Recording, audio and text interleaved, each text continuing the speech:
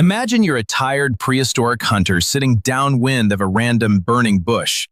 You didn't plan this, you didn't invent this, you were just trying to stay warm. But suddenly, the smoke hits your face, and the world starts looking a little bit different.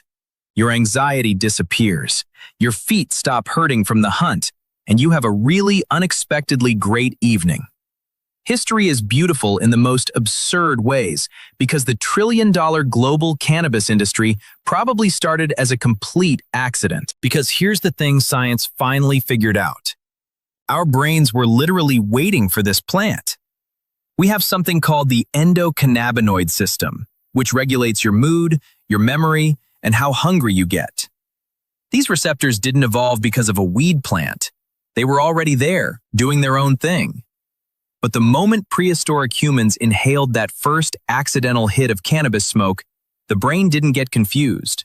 The brain was just like, "Oh, hello, I've been waiting for you." Now, if you ask an archaeologist exactly when this first happened, they will look very stressed. We find stone tools from 3 million years ago because stone is basically indestructible. But a wooden pipe filled with dried herbs is going to rot and dissolve into dust in a few centuries. A leather pouch of cannabis is completely gone long before anyone shows up with a trowel. So remember, just because we haven't dug it up doesn't mean our ancestors weren't getting high in the deep past. But if we look at the absolute oldest direct evidence of humans smoking weed on purpose, we have to travel to Central Asia. The year is roughly 500 BC, high up in the freezing Pamir Mountains.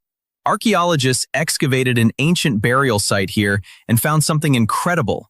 Wooden braziers filled with stones. These stones weren't for cooking, they had been superheated in a fire to burn whatever touched them, and coated on those rocks was a chemical residue containing unusually high levels of THC. This wasn't the wild hemp that ancient humans used to make ropes or clothing. This was specifically selected high-potency cannabis, the good stuff.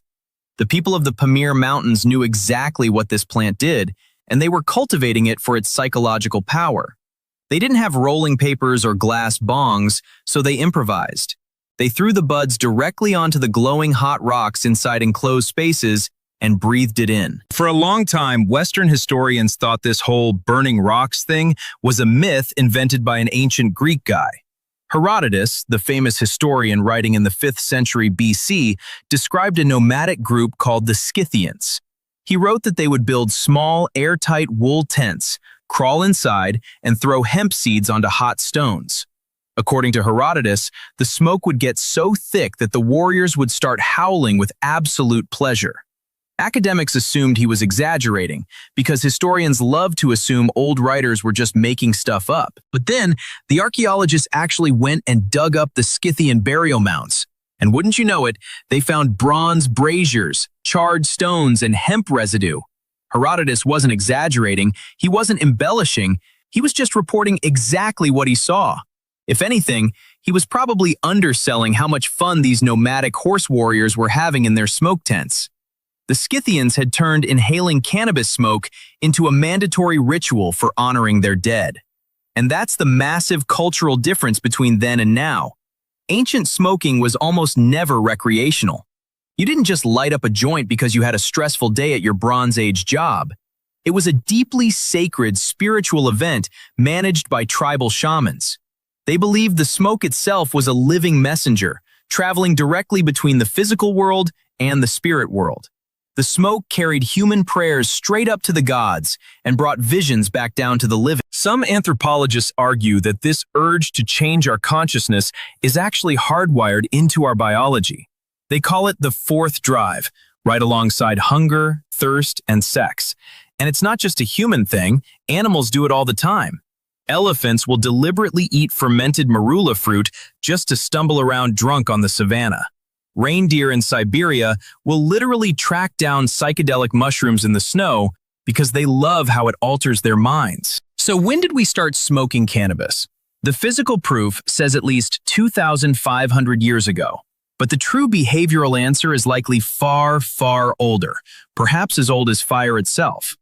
The ability to look at a burning plant and think, "Last time that smoke hit my face, I felt great. Let's do that again." That's not addiction. That's intelligence. And the next time you smell wood smoke on a cold night, you are connected directly to them. Across thousands of years of human civilization, the baseline has never changed. We get cold, we get creative, and we gather around the smoke.